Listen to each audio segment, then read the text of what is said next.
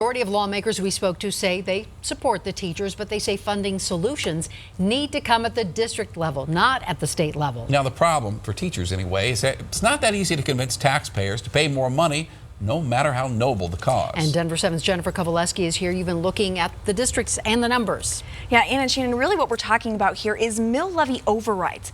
Now, if a school district in Colorado wants more funding, this is usually how they have to do it.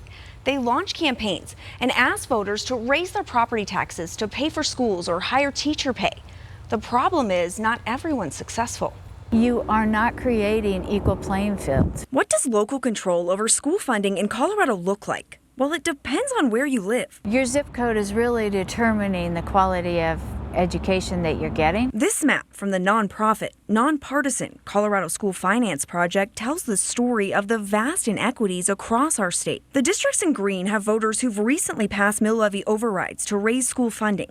Communities like Jefferson County, Boulder Valley, and Cherry Creek, local money from property tax hikes they can use to pay teachers more, buy textbooks or new technology. You really see huge variances even with districts that are right next to each other. All of these counties in blue haven't approved a local tax increase to pay for schools since before 2009. We're talking about districts like Douglas County, Brighton, and Adams 12. Let's focus in on Brighton, or District 27J, for a minute. They've asked voters for a mill levy override 6 times since 2003, and each time they failed.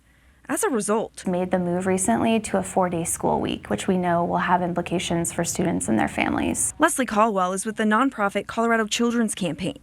She says the lack of a statewide solution has led to this patchwork of funding. Well, we have our 178 local solutions. Going back to our map, we can't ignore the communities in white. These 70 Colorado school districts have never passed a local mill levy override.